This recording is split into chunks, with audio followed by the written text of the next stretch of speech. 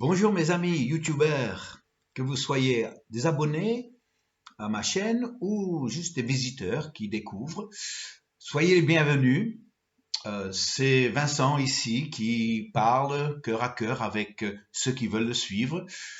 C'est pas trop compliqué, je suis dans ma cuisine à l'île de la Réunion. Le temps est magnifique, l'été arrive et c'est une occasion que j'ai ce matin encore une fois d'enregistrer cette vidéo pour partager sur la question de la découverte du cœur du Père. Nous sommes dans un chapitre très intéressant. C'est le chapitre 14 de Jean. Et là, nous sommes dans une conversation, Jésus et ses disciples, et notamment Thomas et Philippe. Ça avait commencé avec Thomas. Thomas, nous le connaissons, il réfléchit beaucoup, il a des problèmes de croire. Philippe, il est un peu comme ça aussi. Et on va découvrir dans ce verset qu'il n'arrive pas à comprendre ce que Jésus est en train de lui dire. Et quand je vois son problème, je dis, bah, c'est quand même légitime. C'est quand même légitime la question qu'il va poser ou la demande qu'il va faire. Alors, au verset, c'est le Jean 14, verset 8, Jean 14, verset 8, mais au verset 7, déjà, Jésus leur avait dit, le Père, vous l'avez déjà vu. Le Père, vous l'avez déjà vu. Alors, Philippe, quand il entend ça, il ne comprend pas, et il va dire ceci au verset 8. Philippe lui dit, Seigneur, montre-nous le Père, et cela nous suffit. C'est comme si Jésus lui-même, ça suffit pas, vous voyez. Bon, j'aurai autre chose à dire plus tard sur cette question-là. Mais il fait une demande. Tu nous dis que nous l'avons déjà vu. J'ai du mal à comprendre, Jésus, ce que tu es en train de me dire, parce que j'ai pas l'impression d'avoir vu le Père. Alors, si c'est possible, montre-nous le Père. Et alors on demandera pas plus.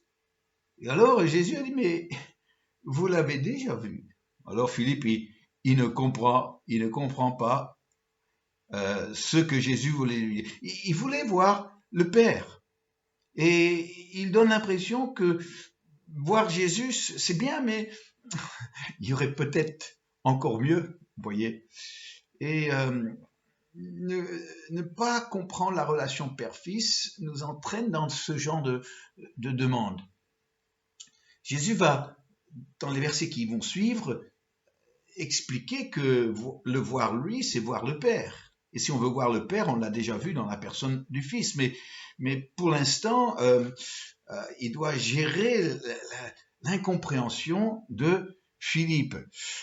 C'est vrai que voir Jésus, c'est facile, même pour nous, chrétiens, 2000 ans plus tard, on peut l'imaginer, on peut le voir.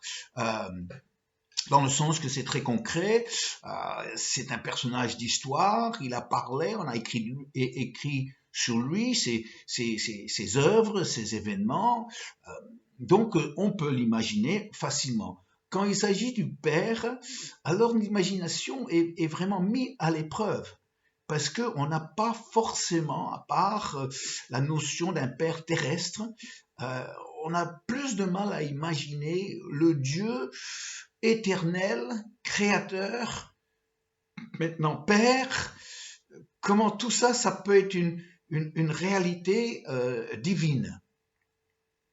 En tout cas, je me retrouve dans cette question de Philippe, et je dis, Philippe, moi aussi, j'aimerais voir le Père, vraiment.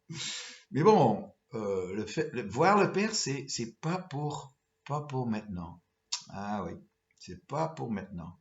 Bien que Jésus nous dit qu'on l'a déjà vu dans sa personne. Alors, je vois que Jésus a un peu de mal avec ça, parce qu'il voulait que Philippe le voie lui. Pas parce que le centre de tout c'était lui-même, au contraire, on a bien vu que Jésus a prié le Père qu'il manifeste sa gloire, que son nom soit glorifié. Donc Jésus, loin de prendre la place du Père, mais voulait aussi que Philippe comprenne que en le voyant lui, il voyait déjà le Père dans sa personne, et Jésus étant le reflet du Père. J'ai eu une expérience comme ça. C'était pas la même expérience, mais quand même un peu. Ça m'a fait le même effet, j'imagine. Je peux comprendre Jésus, sa réaction, euh, à travers cet incident que j'ai vécu. C'était dans la ville de Nîmes. Et j'étais là, j'assistais le pasteur principal d'une église dans cette période où je faisais des missions dans différentes villes. Et donc, quand j'étais là à la maison, eh bien, c'était notre église de base. Et voilà que je prêchais un dimanche après-midi. Et quand j'ai fait l'appel pour que les gens donnent leur vie à Christ, il y a un jeune homme qui s'est avancé. Il a levé la main d'abord avec d'autres, et puis je lui ai demandé de s'avancer. Et j'étais content. Je lui ai dit, mais jeune homme, tu t'appelles comment? Et puis il m'a dit, ben, je m'appelle Jean-Marc. Et je dis, ah bon, Jean-Marc, eh bien, tu fais la plus grande décision de ta vie, tu donnes ta vie à Christ. Est-ce que tu as bien compris ça? Oui, oui, je vais prier pour toi et avec toi. Il faut que tu pries aussi de tout ton cœur pour que cette foi soit née vraiment dans ton cœur, et cette flamme d'amour pour lui va naître aujourd'hui dans ta vie. Et donc, avec beaucoup de sincérité, et il a répété, il a prié avec moi la prière que j'ai priée avec lui.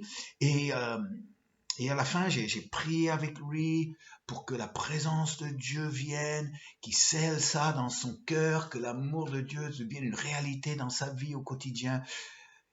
Et une fois que j'avais terminé de prier avec Jean-Marc, je voulais pas le laisser comme ça, donc j'ai fait appel à un des messieurs, un des hommes de l'église qui s'appelait Freddy.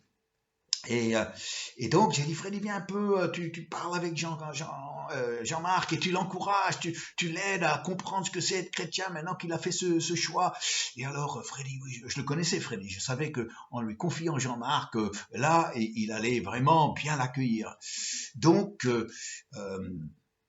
Freddy s'est mis avec Jean-Marc, ils étaient tous les deux debout, la réunion s'est terminée comme ça, et puis je voyais que Freddy le regardait intensément. Il avait une façon particulière de conseiller les nouveaux convertis.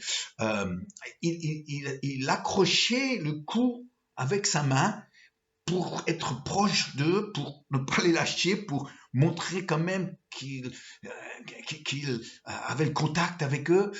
Et puis effectivement, c'est ce qu'il a fait encore avec Jean-Marc. Et puis et je voyais que Jean-Marc le regardait comme ça, et écoutait tout ce que Freddy lui disait. Freddy lui donnait son témoignage, l'exhortait, lui donnait quelques versets, et Jean-Marc le regardait comme ça.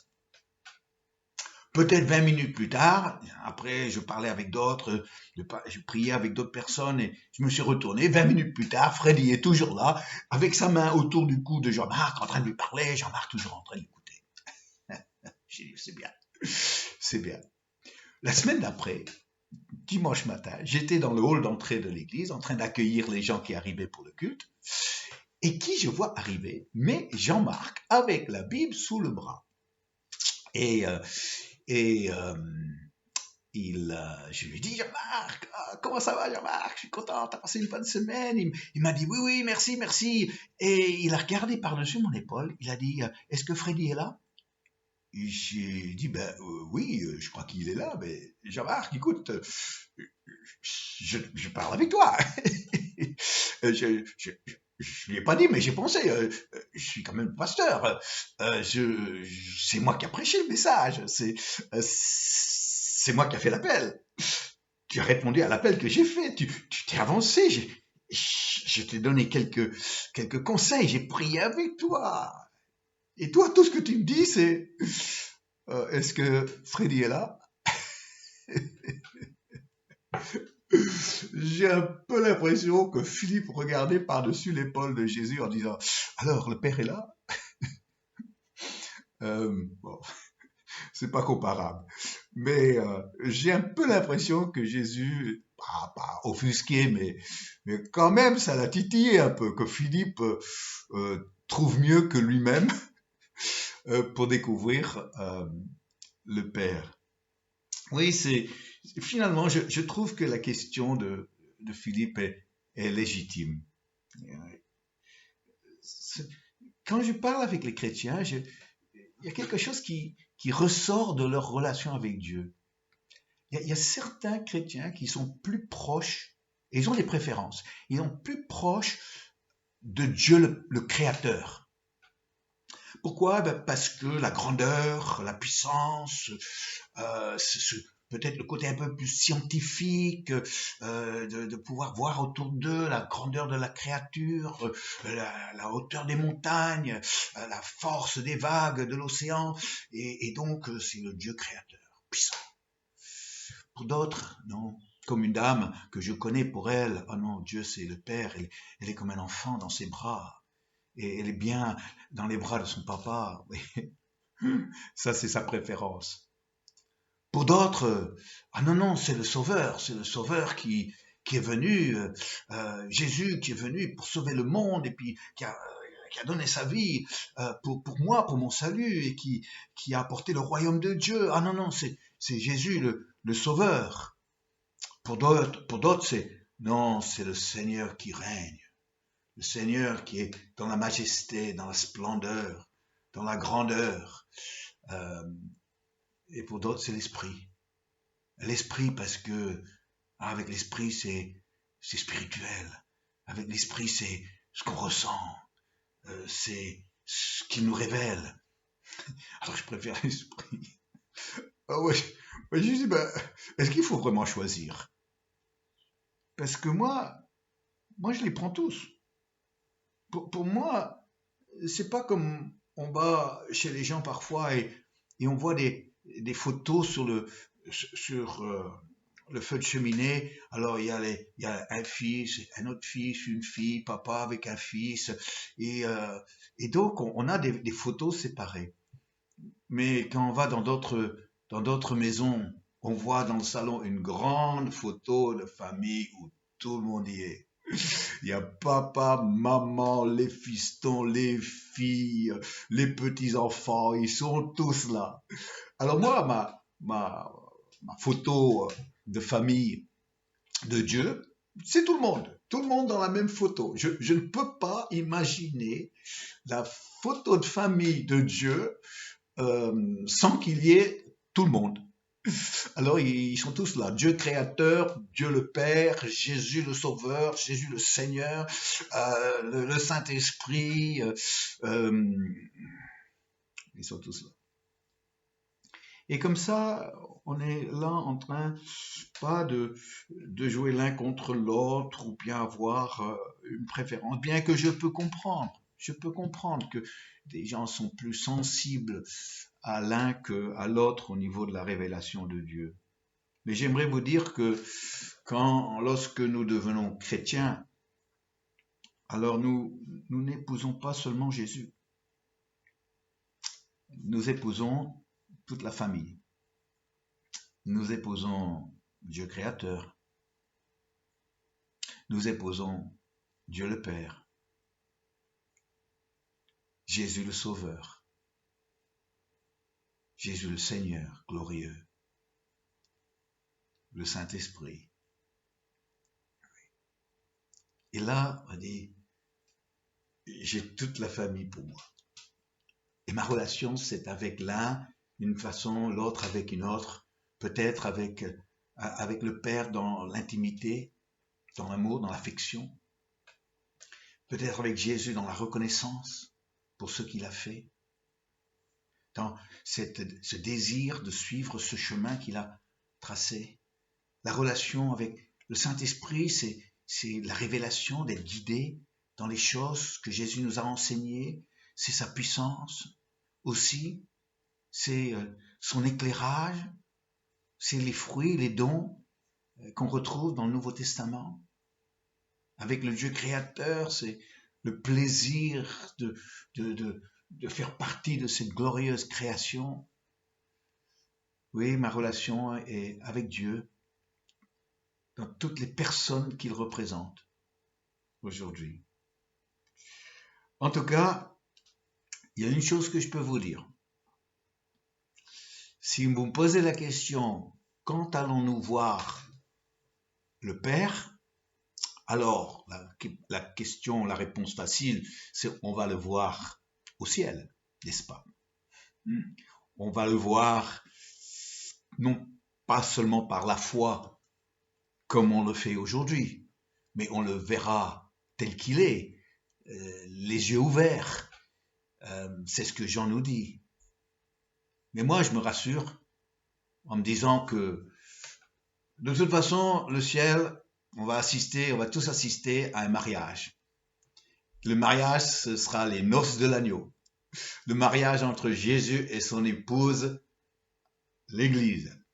Et alors, une chose est certaine, le père du marié sera présent à ce mariage.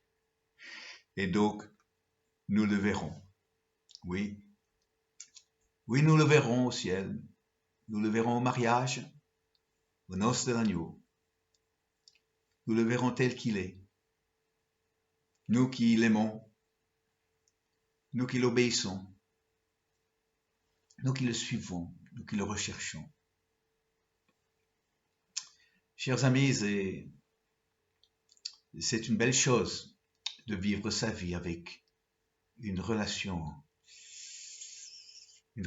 profonde, riche avec le Père. Moi, je peux prier, Jésus, montre-nous le Père. Je crois qu'il ne va pas se vexer, mais qu'il va comprendre que lui-même a indiqué le Père. Et donc, nous prenons le chemin qui est Jésus pour découvrir celui qui est au bout du chemin, notre Père céleste. Amen. Amen. Alors, j'aimerais chanter avec vous pour une fois. Je plaisante. Ouvre les yeux, vois la gloire de ton roi. Chante son nom en élevant la voix. Je t'aime, Seigneur,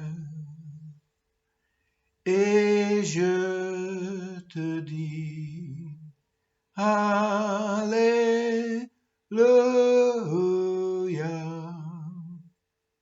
Je te bénis. Ouvre les yeux, vois la gloire de ton roi. Chante son nom en élevant la voix. Je t'aime, Seigneur, et je te dis Alléluia,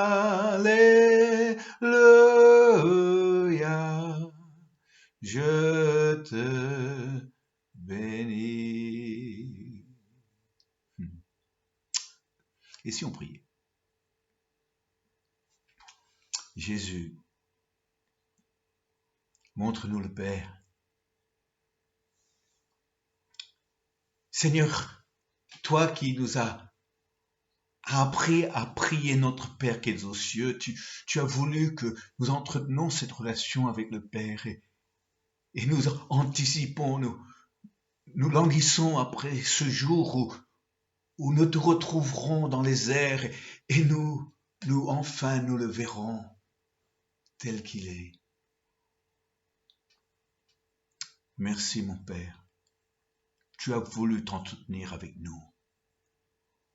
Tu as voulu une vraie relation avec nous, avec moi. Et nous le souhaitons, nous le voulons de tout notre cœur. Alors Jésus, montre-nous le Père. Nous voulons le voir, comme les Grecs qui ont voulu voir Jésus. Nous chrétiens, nous voulons voir le Père aussi.